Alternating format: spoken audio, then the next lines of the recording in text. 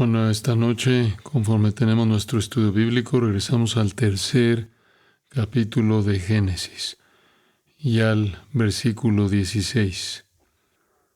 Estamos viendo la serie sobre los orígenes, como les mencioné hace unas semanas. Parece que voy a desarrollar un libro, al menos sobre los primeros 2 capítulos de los orígenes, y quién sabe en el futuro también podamos abordar estos temas. Y la razón por la que son tan importantes es porque enmarcan una manera de ver el mundo que es adecuada y precisa.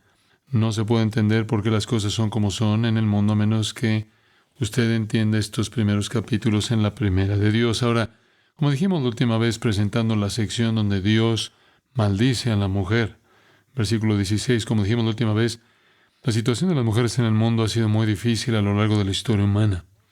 Para la mayoría de las mujeres del mundo todavía es muy difícil.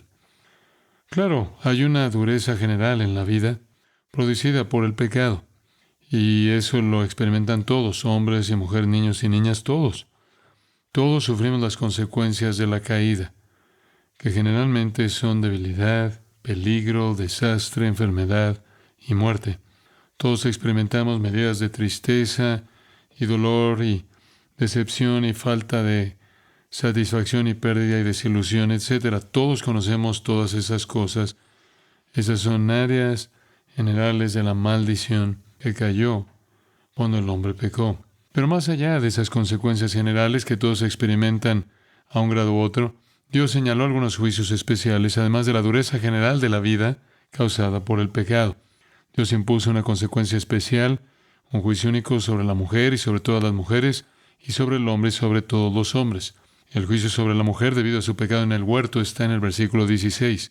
A la mujer dijo: multiplicaré en gran manera los dolores y tus preñeces, literalmente, con dolor darás a luz los hijos, y tu deseo será para tu marido, y él se enseñoreará de ti. Y lo que les dije la última vez, repito solo a modo de introducción, las mujeres fueron maldecidas a sufrir en las dos relaciones que más definen su vida, es decir, las relaciones con los hijos y con los esposos. Esos realmente son los dos ámbitos donde las mujeres generalmente encuentran su vida. Y a lo largo de todas las épocas, las mujeres han sufrido de manera única en esas relaciones. Aunque hay una medida de gozo allí, son esas relaciones las que traen a las mujeres sus problemas más consistentes e íntimos. Todos los peligros y dolores del embarazo, todos los peligros y dolores del parto, y particularmente a lo largo de siglos y siglos del tiempo, cuando no existía la medicina moderna y el cuidado moderno, y más allá de tan solo el dolor del parto y el peligro de tener hijos, está toda la decepción y toda la tristeza y todo el dolor que proviene de las vidas que llevan sus hijos y de las cosas que amenazan su bienestar. A lo largo de la mayor parte de la historia, antes de este siglo pasado, el siglo XX, las mujeres vivieron con sufrimiento y tristeza en gran medida relacionados con su dar a luz, y aún hoy hay una medida de ese dolor. La mayor parte del sufrimiento hoy en el mundo moderno, con el beneficio de la medicina, ha alcanzado su punto máximo quizás en la tristeza y el sufrimiento que viene después del parto, mientras luchamos viendo a nuestros hijos caer en el pecado y decepcionarnos. ¿Por qué es que las mujeres sufren? Bueno, según este versículo, sufren porque Dios dijo: multiplicaré en gran manera tu dolor y tu concepción. Con dolor darás a luz los hijos. ¿Recordar usted que Dios dijo que cuando Adán y Eva pecaron, si pecan, si comen del árbol que les dije que no comieran, morirán? Esto fue verdad. Y la muerte vino a Adán y Eva, tal como Dios había prometido, pero aún así tienen que poblar el mundo. Originalmente se les dijo que se multiplicaran y fructificaran y poblaran el mundo, así que a pesar del pecado y la muerte, el matrimonio continuaría y las familias continuarían. La raza sobreviviría, aunque cada miembro en ella moriría, y luego sería reemplazado por otra persona, de modo que el dominio de las mujeres seguiría siendo el hogar, los niños y el esposo. Y cuando usted llega a Tito capítulo 2, Pablo dice que las ancianas deben enseñar a las mujeres jóvenes principalmente a hacer dos cosas: amar a sus maridos y a sus hijos. Se les instruye a ser cuidadoras de su casa, proveer para sus esposos y proveer para sus hijos. Estos entonces siguen siendo los puntos problemáticos, así como los puntos de gozo en la vida de las mujeres. No voy a pedirles que levanten la mano, pero obviamente todas ustedes, todas las mujeres casadas, todas ustedes que han sido madres, podrán decir que han experimentado sufrimiento, han experimentado tristeza debido a sus hijos y debido a sus esposos. Solo la realidad pecaminosa de sus hijos y la realidad pecaminosa de su esposo es suficiente para traer una medida de problemas a su propia vida.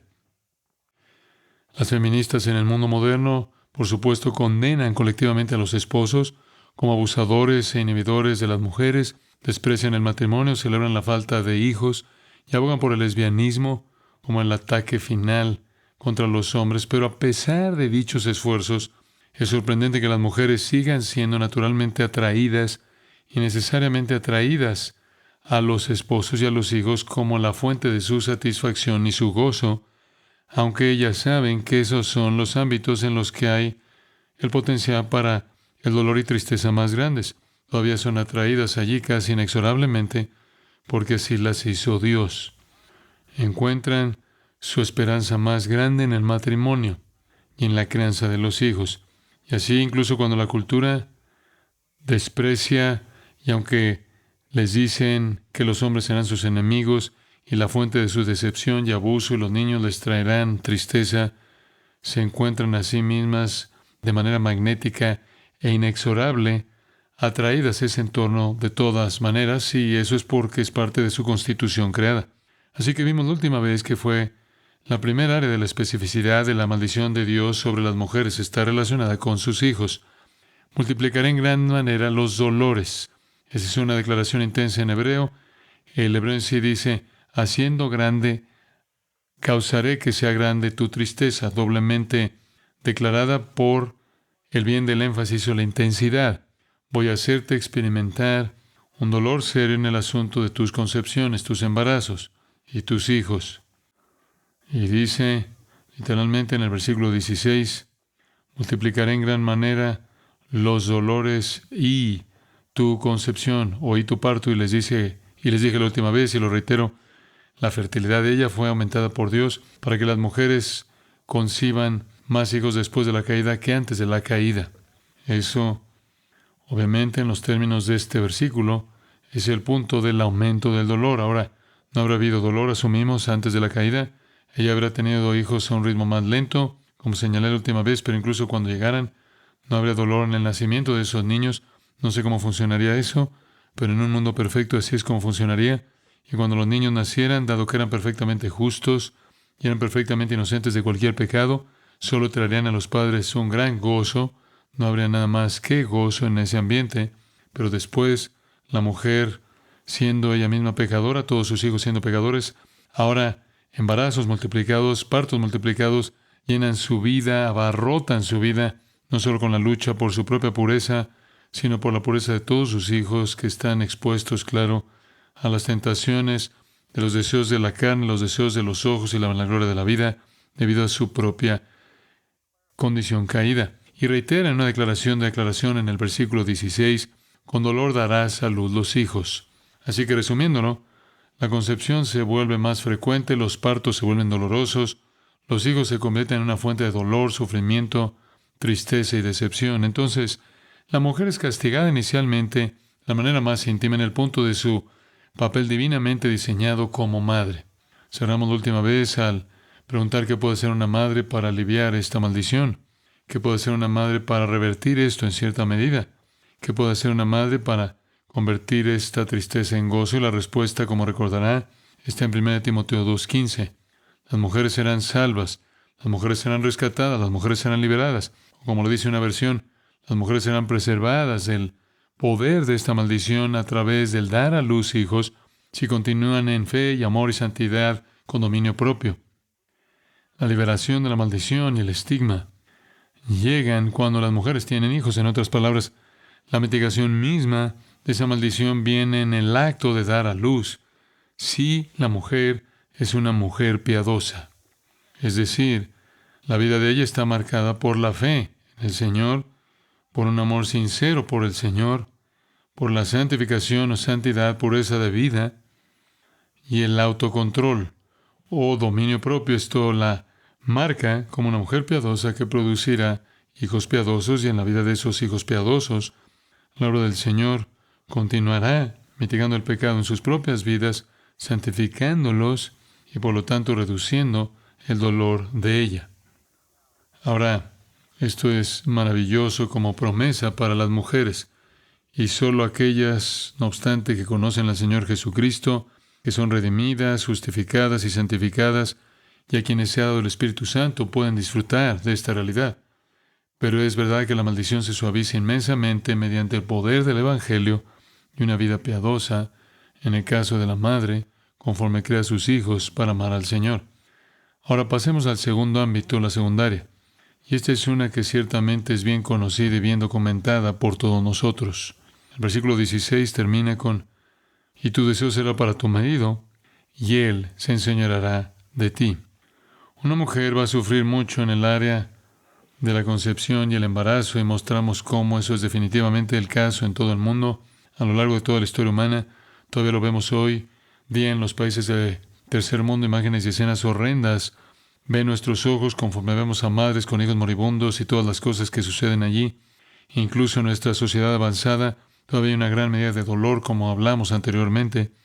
Dado que una mujer tiene toda esa tristeza, dado que una mujer sufre tanto, ella tiene una gran necesidad de un consuelo tierno. Ella necesita mucho algo de comprensión, ella necesita mucho algo de deferencia, ella necesita mucho algo de empatía, ella necesita mucho algo de compasión. ¡Ah, qué lástima! ¡Qué lástima! Porque la realidad del asunto históricamente es que los esposos tienen muy poco de eso que dar. Es casi proverbial decir que los hombres no entienden a las mujeres, ni siquiera a sus esposas. A lo largo de la historia es verdad. Los hombres han usado y abusado de las mujeres, las han tratado de manera desconsiderada, infiel, indiferente. Han demostrado poca compasión después de que todas las campanas y silbatos se calman, poca empatía, esperando todo de ellas, dando poco a cambio, asegurándose de que las mujeres hagan todo lo que quieren que hagan y necesitan que hagan, pero devolviendo muy poco en el área de la compasión, la amabilidad, la ternura y la empatía. En su pecado, Eva tomó la delantera. Ella actuó de manera independiente. Ella despreció la autoridad de su esposo. Ella iba a salir por su cuenta y tomar sus propias decisiones, por así decirlo, actuar en su propio beneficio. Tomó la delantera, tomó el liderazgo, llevó al hombre al pecado, usurpando su papel, actuando independientemente de él en la tentación, trastornando el orden divino. Debería haberse sometido a él, buscando el consejo de él, dejando que él fuera el líder. Al tomar el control, ella lo perdió permanentemente. Al igual que al buscar el deleite del fruto prohibido, perdió el deleite. Quería tomar el liderazgo y lo perdió para siempre, y el legado de esto es el conflicto con su esposo. Eso es lo que se expresa al final del versículo. Y a lo largo de la historia, francamente, es verdad que las mujeres han sido degradadas. Eso era incluso verdad en la sociedad judía. Los fariseos solían levantarse todas las mañanas y orar: Dios, te doy gracias por no ser un gentil, una mujer. Los hombres han sido muy activos en degradar a las mujeres. Las mujeres han conocido una medida de miseria a lo largo de la historia humana. Por mucho que ella resistiera, por ser el vaso más débil, está sujeta al hombre. Y tristemente, él no es un hombre perfectamente justo, no es un hombre perfectamente amoroso, no es un hombre perfectamente amable como Adán sin pecado lo era. Estoy seguro de que si Eva hubiera sabido con lo que tendrá que lidiar con Adán, ella nunca habría tomado ese fruto en primer lugar. De repente el hombre cambia y se convierte en un monarca egoísta y dominante. La subordinación de las mujeres siempre fue el plan de Dios, pero en una armonía encantadora y placentera, de satisfacción mutua de voluntades, deleitándose en Dios y en el otro. Esto ha sido eliminado, y la gracia de la subordinación que existía, la asociación voluntaria maravillosa que existía, se ha ido. Y el lenguaje aquí define lo que pasó. Tomemos la primera línea. Tu deseo será para tu marido. Algunos han sugerido que esto significa un deseo sexual. Eso ciertamente no es un castigo. Y eso es algo que Dios les dio antes de la caída. ¿De qué otra manera podría él decir fructificad y multiplicaos si ellos ya no estaban preparados para involucrarse en ese tipo de relación? Esto no es Dios maldiciéndolos al hacer que la mujer desee una relación física con su marido. Ella siempre ha deseado eso de una manera perfectamente amorosa. Esto significa algo más. Esto significa que el deseo de ella va a ser algo negativo. Algo que refleja separación y aislamiento. Hasta este punto, así es todo. La enemistad fue colocada entre la serpiente y la mujer. Enemistad fue colocada entre el hombre y la tierra. Y enemistad fue colocada entre la esposa y su marido. Ella no puede hacer lo que ella quiere. Ella no va a vivir su propia vida totalmente independiente como las feministas exigen, porque el marido de ella gobierna sobre ella. Lo que ella desea, lo que ella anhela está sujeto a la voluntad de él. Ella no siempre obtendrá lo que quiere, no siempre tendrá ella lo que desea. Ella va a tener que soportar la tristeza de la insatisfacción. Ella va a tener deseos y sueños y ambiciones que no se cumplirán, porque su marido no tiene un amor perfecto hacia ella, no tiene un entendimiento perfecto de ella, o incluso algunos podrían decir un entendimiento imperfecto de ella, y él la va a gobernar de maneras que carecen de compasión y empatía. Así es en el mundo, así es. Y ciertamente hay una postura que pueden presentar las feministas que puede ser respaldada en la historia de que los hombres han abusado de las mujeres históricamente. Eso es verdad, son más fuertes y han usado su fuerza superior. En algunas sociedades, muchas sociedades, las mujeres han sido vistas como animales, como sirvientas, esclavas, instrumentos sexuales. Incluso en nuestra sociedad, los hombres desechan a las mujeres cuando encuentran a otra que les gusta más. Y eso tampoco es nuevo. Estaban haciendo eso en Israel. Los judíos habían desarrollado un sistema donde usted podía enviar a su esposa con un certificado de divorcio si ella quemaba su desayuno. Ahora veamos lo específico del lenguaje aquí, que expresa el conflicto. Tu deseo será para tu marido. Ahora hablemos de la palabra deseo. ¿Qué significa? Una palabra interesante. Viene de una raíz árabe y he seguido estudiando este pasaje porque ha sido un pasaje de cierta controversia. Pero es de raíz árabe que significa buscar control. Literalmente podrá leerse, buscarás control sobre tu marido. Desearás ejercer tu voluntad. Esa es una señal de la maldición. Desearás tomar el mando, estar en control, ser la dueña. Y ese deseo se manifiesta en varias mujeres de varias maneras. En algunas es un deseo silencioso y callado que arde. Con otras es un deseo gritón que no es un secreto para nadie. Y cuanto más impías son las mujeres, muy a menudo cuanto más hostiles son hacia los hombres. A veces esa hostilidad toma la actitud de frialdad, indiferencia, apatía, porque ella no puede lograr lo que ella quiere y eventualmente se vuelve totalmente indiferente y apática hacia el hombre. Pero existe este deseo, esta búsqueda de hacer las cosas a su manera, de obtener control. Por eso siempre ha habido movimientos feministas a lo largo de la historia, siempre, incluso en la época del apóstol Pablo. He leído cosas fascinantes sobre la época del apóstol Pablo. Había un movimiento de liberación de mujeres en marcha en el mundo del apóstol Pablo.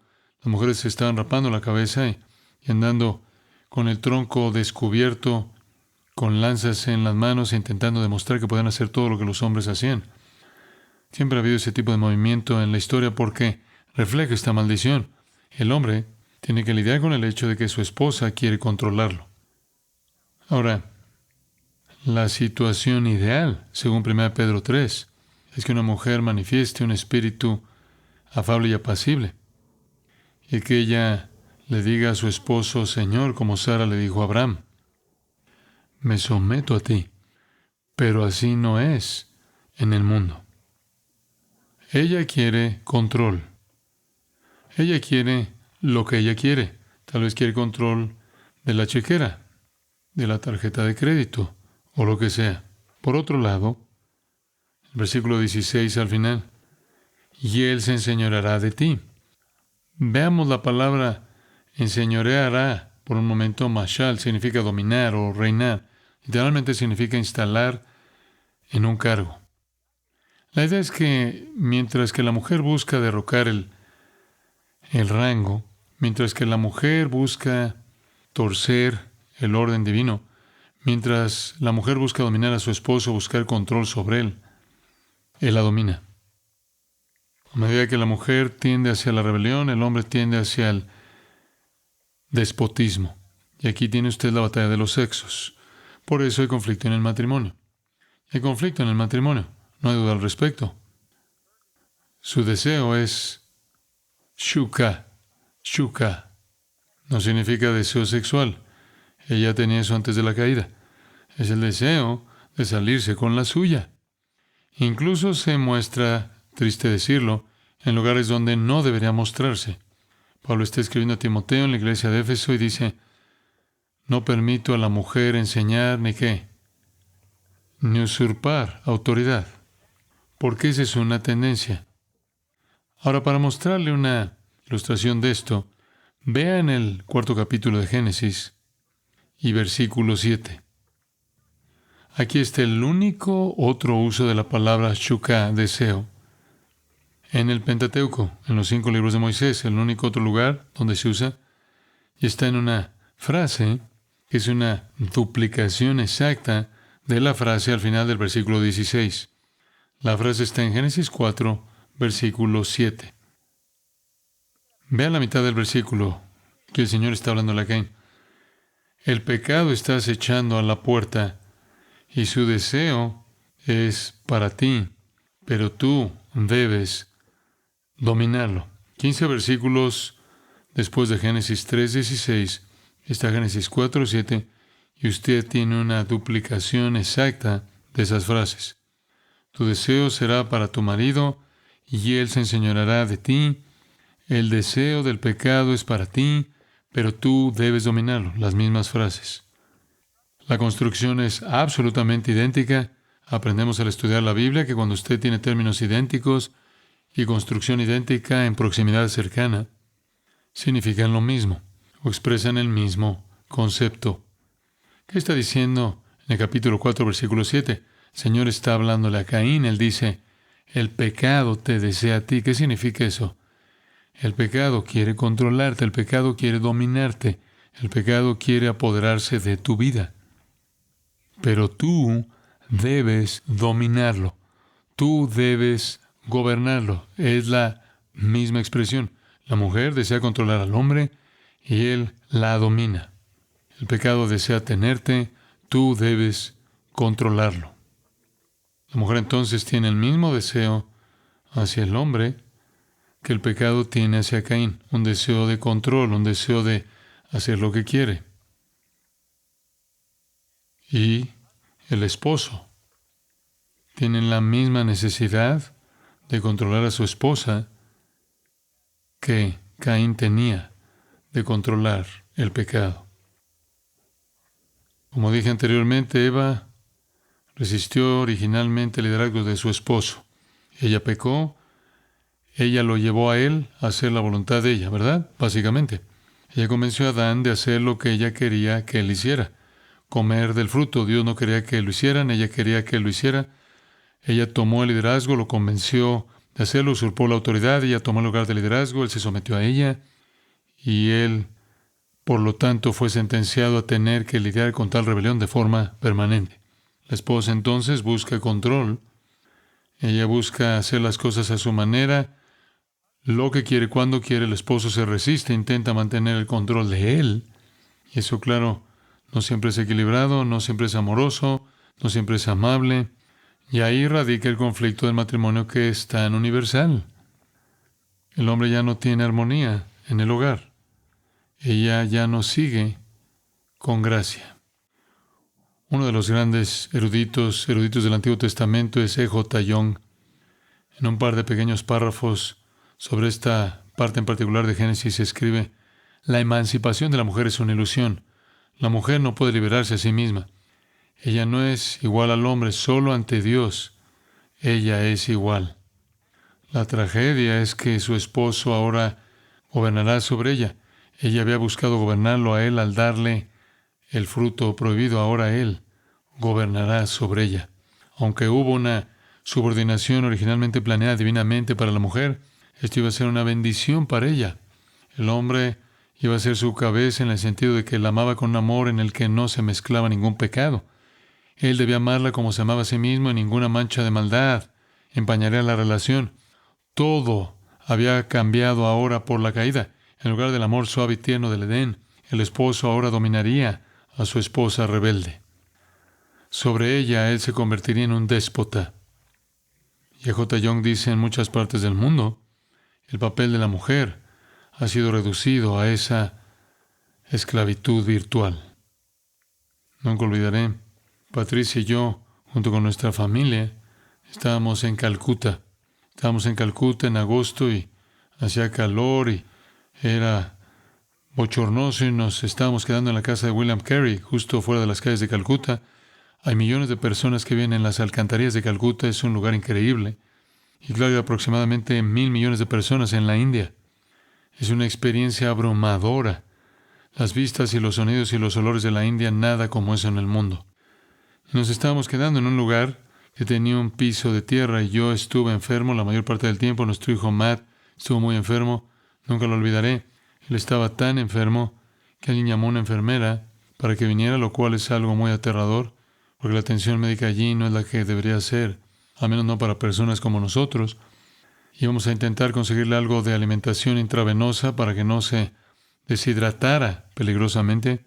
Y nunca olvidaré, esta enfermera entró en la habitación y estaban buscando un lugar para colgar una botella para que goteara algo de líquido en él para rehidratarlo. Y cuando ella estaba lista para inyectarle el brazo, levantó la aguja, la limpió varias veces y luego la insertó en su vena antes de que pudiera yo detenerla. Es un lugar aterrador y la cultura está tan arraigada en el hinduismo y todo eso. Bueno, después de haber estado allí solo un día, esa noche tuvimos una reunión en el área. Nunca olvidaré cómo golpeaban nuestra comida en el suelo allí. Nos preguntábamos cómo íbamos a sobrevivir a todo esto. No estábamos acostumbrados a eso. Nos preocupaba esa parte física hasta que fui a una reunión esa noche y había un misionero allí que acaba de graduarse de un seminario liberal en Estados Unidos. Y estábamos platicando en un pequeño círculo y le dije, acabas de llegar a la India después de tu preparación. ¿Cuál es tu meta? ¿Cuál es tu misión? ¿Cuál es tu gran objetivo? Nunca olvidaré lo que él dijo. Dijo: mi meta es liberar a las mujeres indias de la opresión masculina. Simplemente me quedé en blanco. Al igual que ustedes. ¿Vas a liberar a 500 millones de mujeres de la opresión masculina? Una cosa que no le enseñaron fue Génesis 3:16. Bueno, supongo que alguien gastó mucho dinero para llevar a ese hombre allí. No creo que se haya quedado mucho tiempo. ¿No vas a eliminar la opresión masculina? ¿No vas a eliminar la rebelión femenina? Por lo tanto, ¿no vas a eliminar el divorcio? El terrible conflicto en el matrimonio. El conflicto siempre ha estado ahí. Siempre estará ahí. Es solo parte de la sentencia. Esa es la consecuencia del pecado. Y Dios, al hacer eso, le da a todas las personas un recordatorio constante de los desastres que el pecado produce. Es como una ilustración inescapable. ¿Cómo puede alguien que piensa no llegar a alguna conclusión de que, dado que todo matrimonio experimenta conflictos, dado que toda madre lucha y está triste a lo largo del proceso del parto, dado que eso es universal, debe haber alguna fuente universal para eso? De hecho, la hay. El pecado es un recordatorio incesante de la pecaminosidad. Ahora, la pregunta surge como surgió en nuestro último estudio: ¿hay esperanza de algún alivio de esto? Bueno, descubrámoslo. Va en Efesios 5. Y sé que saben que lo hay, y está en Efesios 5. Y aquí nuevamente, amigos, realmente no hay alivio de esto aparte de Cristo. Ningún alivio real de esto aparte de Cristo. Saben, casi se puede decir de manera segura que rara vez encontrará usted un matrimonio entre incrédulos que dure mucho tiempo, que sea algo más que una tregua. Por la razón que sea, simplemente acuerdan en quedarse juntos. Usted no encuentra matrimonios generalmente en todo el mundo entre personas incrédulas llenos de gozo y satisfacción y felicidad y amor, hasta el punto en que nunca consideran a nadie más, porque están tan totalmente satisfechos el uno con el otro, donde la amistad es la mejor amistad, donde el amor es el más profundo. Rara vez encontrará usted eso fuera del ámbito del cristianismo. Lamentablemente, incluso dentro del ámbito del cristianismo, hay muchos que no aprovechan lo que Dios ha provisto. Pero veamos cuál es el patrón. En Efesios capítulo 5 hay un principio que necesitamos ver para comenzar y está en el versículo 18. No os embriaguéis con vino, en lo cual hay disolución, antes bien sed llenos del Espíritu. Existía esta idea en las antiguas religiones del mundo griego, de que la embriaguez inducía un estado de hipersensibilidad que te catapultaba hacia la comunión con las deidades. Timothy Leary intentó popularizar eso en la cultura de los años 60, la cultura de las drogas.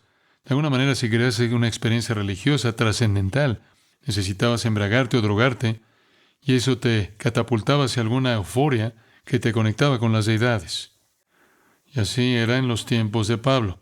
Ibas a una orgía, a un festival de Baco y te emborrachabas hasta el olvido, bajo la ilusión de que ese estado de embriaguez era una especie de experiencia religiosa con las deidades. El apóstol Pablo dice que si quieres tener una experiencia con Dios, no te emborraches, sé lleno del Espíritu. Si quieres tener comunión con el Dios vivo, entonces sé controlado por el Espíritu Santo. Y ser lleno del Espíritu no es una experiencia mística, simplemente significa ser controlado por. Lleno es simplemente la idea de estar controlado, ser dominado. Si dices que alguien está lleno de ira, significa que está controlado por la ira. Si están llenos de tristeza, están controlados por la tristeza. Si están llenos del Espíritu, están controlados por el Espíritu. Es un paralelo exacto a Colosenses 3:16. La palabra de Cristo mora en abundancia en vosotros. Así que donde tienes a personas cristianas que son controlados por el Espíritu, que están adorando a Dios como es indicado en salmos, himnos y cánticos espirituales, cantando y alabando al Señor en sus corazones, que se caracterizan por la acción de gracias, siempre dando gracias por todo, en el nombre de nuestro Señor Jesucristo a Dios, incluso el Padre. Donde quiera que encuentres a alguien que está totalmente perdido en asombro, amor y alabanza, donde encuentras a personas controladas por el Espíritu, donde están llenas de adoración y llenas de gratitud, donde están contemplando la grandeza de su salvación, Señor Jesucristo, y todo lo que Él ha hecho por ellos, y por la voluntad de Dios e incluso nuestro Padre, donde tienes esas personas que se someten unas a otras porque tienen tal reverencia por Cristo, tienes la posibilidad de revertir esta maldición. Llegas a ello en el versículo 22. Mujeres, dejen de desear dominar a sus esposos y someteos a vuestros propios maridos como al Señor.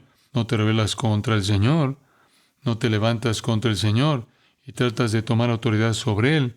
No quieres controlarlo a Él, así que no lo hagas con tu marido. ¿Por qué? Porque el marido es la cabeza de la mujer, así como Cristo es la cabeza de la iglesia. Ahora, aquí hay una perspectiva completamente nueva sobre las cosas. Aquí, de nuevo, en Cristo la maldición se suaviza.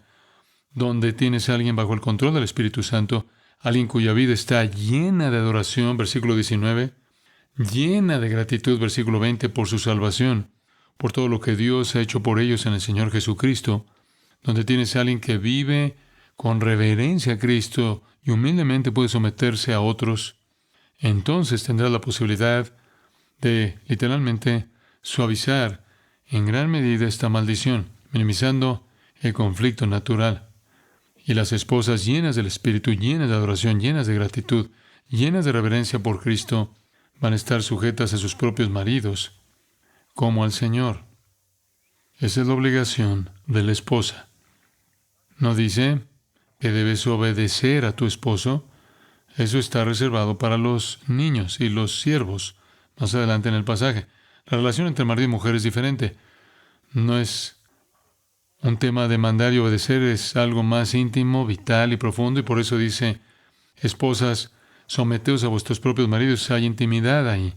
Esta sumisión no implica inferioridad espiritual, porque en Cristo no hay ni varón ni mujer. Gálatas 3:28.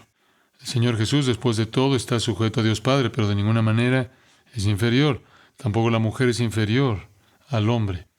Pero por el bien de la unidad, por el bien de la armonía, por el bien de la paz, y debido al diseño creado por Dios, se le ordena a ella que se someta a su propio esposo, como ella estará sujeta al Señor mismo. No es el tipo de sumisión que dice, no me gusta, pero me estoy sometiendo. No es eso. Usted no le dice eso al Señor. Usted entiende que eso será duplicidad de la definición más clara. No dice usted, Señor, me estoy sometiendo a ti, pero no me gusta. Eso no es en absoluto un corazón de sumisión. Usted se somete a su esposo de la misma manera que se someterá al Señor. ¿Y cómo haría eso? Me someto con gusto, me someto gozosamente porque sé que eso te honra. Sé que esa es tu voluntad. Como puede ver, tiene un punto de referencia más alto aquí. Usted se somete a su esposo con el mismo tipo de actitud con la que se someterá al Señor. No dice que su esposo sea igual al Señor, sabemos que no lo es, pero se somete de la misma manera. ¿Por qué? Versículo 23. Porque el marido es la cabeza de la esposa como Cristo es la cabeza de la iglesia. Así es como lo diseñó. Dios diseñó a Cristo para ser la cabeza de la iglesia. Dios diseñó al esposo para ser la cabeza de la esposa. Así es como lo diseñó. Así es como tiene que ser. Un hogar sin cabeza es una invitación al caos. Y eso es lo que tienes en el conflicto. La mujer tratando de rebelarse y dominar al esposo. El esposo tratando de sofocar la rebelión. Es tan caótico como un cuerpo sin cabeza. Someterse es por diseño divino. Usted lo hace en la fuerza del Espíritu Santo. Usted lo hace en el gozo de la adoración. Usted lo hace con un corazón de gratitud. Usted lo hace con reverencia a Cristo. Él no es solo la cabeza de la iglesia, versículo 23, sino que también es el Salvador del cuerpo. ¿Cuál es el punto? El punto es escuche muy atentamente, porque esto es muy importante. Él es la cabeza de la iglesia no de manera dominante, sino de manera salvadora. Cuando usted piensa en Cristo como la cabeza de la iglesia, usted no piensa en Él como un dictador, usted no piensa en Él como un déspota, piensa en Él como un salvador, no piensa en Él como un tirano dominante que hace que la vida sea brutal. Usted piensa en Él como un salvador. ¿Qué es eso? Ese es un protector, ese es un rescatador, ese es un preservador, ese es un proveedor. Eso es alguien que tiene su bienestar en su corazón, eso es alguien interesado en su bienestar, alguien interesado en lo mejor para usted, eso es alguien que lo rescata usted del pecado y lo rescata de la muerte y lo rescata del infierno y lo rescata de los problemas, alguien que lo protege usted, alguien que lo resguarda usted. Así que en Cristo el esposo se convierte en un salvador de su esposa. Eso es lo que estábamos diciendo esta mañana. Si tiene fortaleza, si tiene la valentía de sus convicciones basado en la verdad y la fuerza para defender esas cosas, se convierte en el salvador de su esposa, se convierte en el protector, el preservador, el guardián. Se asegura de que ella esté segura, de que el entorno de ella esté seguro, que solo esté expuesta a aquellas cosas que promuevan su bienestar físico, moral y espiritual. Y luego en el versículo 24 lo resume, así como la iglesia está sujeta a Cristo, también las esposas deben estar sujetas a sus maridos. Me encanta esta última parte, en todo, sin excepciones, en todo. A menos que, claro, viole el mandamiento de Dios. Si su esposo le pide a usted hacer algo que Dios prohíbe o le pide a usted que no haga algo que Dios manda, entonces debe obedecer a Dios. Ahora, en ese ambiente, la rebelión es sofocada, es reprimida, porque la mujer ahora, llena del Espíritu, bajo el control del Espíritu, con un corazón feliz, adorando a Dios, llena de gratitud por su salvación y la bondad de Dios, viviendo en reverencia a Cristo, ella se somete a su marido de la misma manera en la que se somete al Señor, con un corazón dispuesto y anhelante. Ella ve a su esposo como su rescatador, su protector, su guardián, su salvador. Por otro lado, ve al esposo en el versículo 25. En lugar de que él intente aplastar a esta mujer, intente dominar a esta mujer, intente controlarla. Dice, maridos, amad a vuestras mujeres. No dice controlen a sus esposas. No, no dice eso. Dice, ámenla. No dice, gobiérnala. No dice, ordénale. Asegúrate de que haga todo lo que le dices. No dice, sométela, mándale. Ejerce autoridad sobre ella, domínala. Aquí no hay nada relacionado con la autoridad en absoluto. Simplemente dice, ámala. Agape, el tipo de amor más alto y profundo, el amor de la voluntad, el amor del sacrificio propio. El esposo tiene esa autoridad, pero está controlada y es ejercida a través del amor. De lo que un hombre necesita convencer a su esposa es que la ama tanto que siempre está él preocupado por el bienestar de ella. Eso hace que la autoridad de él sea suave y cálida, y luego su autoridad es la protección de ella, no una amenaza para la independencia de ella. Y él procede a decir algunas otras cosas, pero lo más notable en el versículo 25, él dice esto: maridos deben amar a sus esposas, así como Cristo amó a la iglesia. ¿Qué queremos decir con eso? ¿Qué significa eso? Ese es el estándar. Ama a tu mujer de la misma manera en la que Cristo amó a la iglesia. ¿Cómo amó Cristo a la iglesia? En primer lugar, de manera sacrificial. Se entregó por ella. Se humilló a sí mismo hasta la muerte. Renunció a su vida. El esposo lleno del Espíritu dará su vida por su esposa, como Cristo lo hizo por la iglesia. Aquí no hay tiranía, solo hay sacrificio. Él asume el papel de protector, guardián, supervisor, pero no hay tiranía. Solo sacrificio. En segundo lugar, no es solo un amor sacrificial, es un amor purificador. En el versículo 26, para santificarla, habiéndola purificado en el lavamiento del agua por la palabra, a fin de presentársela a sí mismo una iglesia gloriosa, sin mancha ni arruga ni cosa semejante, sino que sea santa y sin mancha. Así también los maridos deben amar a sus esposas. Ahora, debemos amar a nuestras esposas de la manera de sacrificio y luego de purificación. Este es realmente un concepto muy hermoso. Había en la antigua Grecia una costumbre. Una novia era bañada en agua sagrada antes de la boda. Una costumbre que en cierta manera simbolizaba la purificación de ella para su marido. En Atenas había un lugar llamado Calirroe, y se creía que las aguas de Calirroe eran sagradas y las novias eran bañadas en esas aguas, simbolizando la limpieza de cualquier contaminación previa y la entrada a una vida pura. Bueno, el matrimonio debía ser un ambiente purificador para la mujer. Nunca deben hacer nada, hombres, nunca deben hacer nada que exponga a tu esposa a algo impuro, cualquier tentación, cualquier influencia impura. Debes proteger a tu esposa de eso. El amor verdadero está preocupado por la pureza de su objeto, así que aquí hay un hombre que ama a su esposa, la ama de manera sacrificial y la ama con un amor purificador.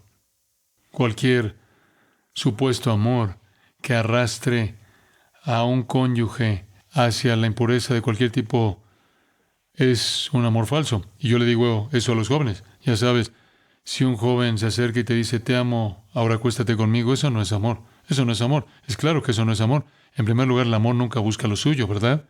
No busca su propia satisfacción. Y en segundo lugar, el amor verdadero es tanto una experiencia sacrificial, una actitud sacrificial, una característica sacrificial, y uno que persigue el bien más alto y lo mejor para el objeto de su atención. Cualquier amor que haga que alguien sea tosco y duro en lugar de refinado y purificado en su esencia es un amor falso. Cualquier amor que debilite la fibra moral de alguien es un amor falso. El amor busca sacrificarse a sí mismo por el otro y perseguir la pureza de su objeto, al igual que Cristo buscó la pureza de su iglesia. ¿Cree usted que Cristo se preocupa por la pureza de su iglesia? Claro que sí. Claro que sí. Él quiere presentarse a sí mismo en la iglesia, versículo 27, que no tenga mancha ni arruga ni cosas semejantes, sino que sea santa y sin mancha. Y luego en el versículo 28 es un amor sacrificial, es un amor purificador, es un amor que se preocupa.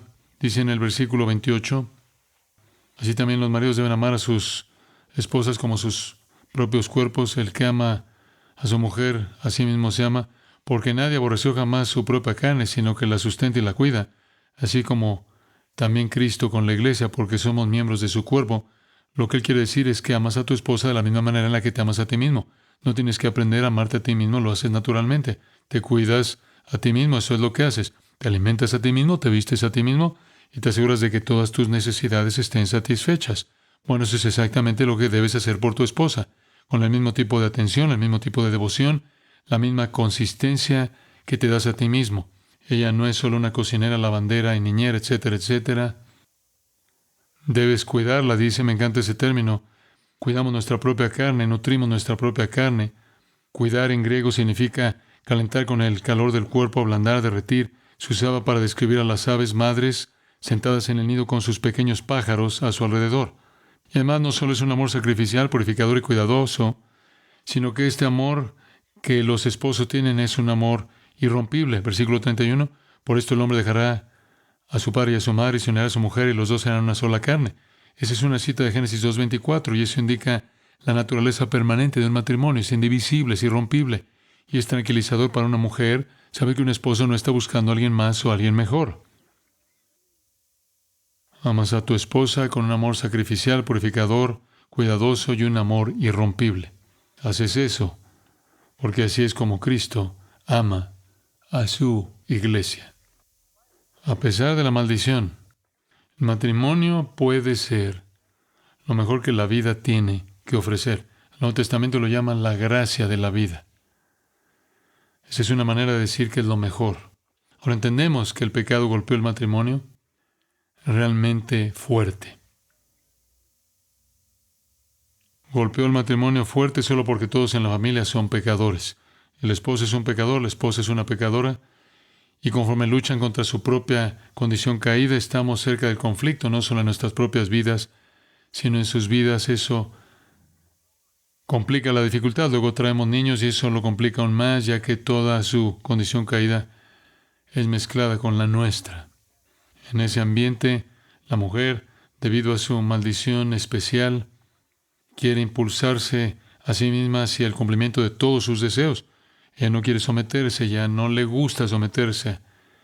No es algo que quiere hacer, ella quiere control, ella quiere hacer lo que quiere su voluntad. Y el hombre se ve entonces obligado a aplastarla, dominarla, y se excede. Y surge el conflicto. Y la única esperanza es el poder de la justificación y el poder de la santificación. La única esperanza es la obra del Espíritu de Dios en el corazón. Bueno, permítame tan solo cerrar al decir que la maldición está ahí y no es mitigada excepto a través del Evangelio. Y como tantas realidades, volviendo a donde comencé, tantas realidades en nuestro mundo, usted puede hablar con sociólogos, puede hablar con psicólogos, puede hablar con profesores, puede hablar con expertos, y ellos no tienen ni idea de por qué las cosas son como son. Pero ustedes sí.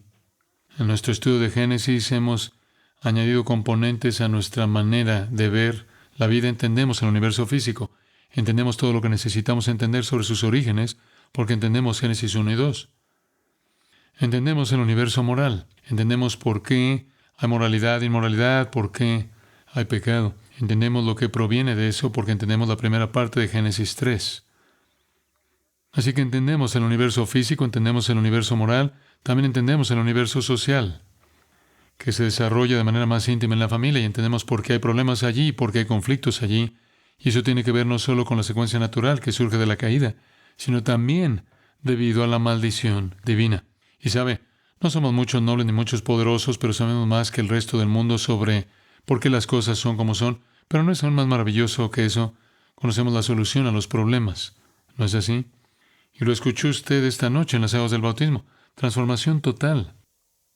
La primera joven que dio su testimonio, Kim, dijo, cosas que solía amar, ahora las detesto. Cosas que solía aborrecer, ahora amo.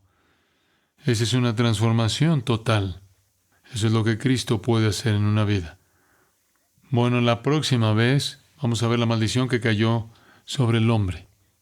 Y por qué todos tenemos que trabajar tan duro. Oremos.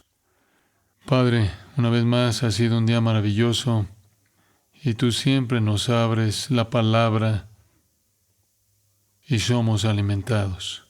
Gracias por eso. Esto es un festín más allá de la descripción. Y lamentamos que sus grandes verdades sean ignoradas por la mayoría del mundo, la mayoría de nuestra nación, la mayoría de nuestra ciudad. Personas en todas partes que no tienen absolutamente ningún entendimiento del universo que les rodea. Tampoco te conocen a ti, el único Dios verdadero y nuestro Salvador Jesucristo, y por lo tanto, no tienen respuestas a las luchas de la vida. Te agradecemos porque conocemos tu palabra. Nos maravillamos de que nos hayas traído a este lugar, que nos hayas expuesto al Evangelio y hayamos creído y hemos sido salvos, que nos has dado tu Espíritu Santo para morar en nosotros como nuestro Maestro residente, y que nos has enseñado la verdad. Cuán bendecidos somos, y te agradecemos. Bendice nuestros matrimonios y nuestras familias, y que nuestras relaciones como esposos y esposas sean lo que tú puedes hacerlas, a pesar de la maldición, a través de la obra de tu Espíritu en nuestras vidas. Que las relaciones entre madres e hijos sean gozosas y satisfactorias, conforme las madres viven vidas piadosas y los hijos responden con fe y obediencia. Y por todos los gozos de la vida que experimentamos, te agradecemos porque no estamos perdidos y vagando sin esperanza y miserables, porque no podemos entender el presente y no tenemos esperanza en el futuro.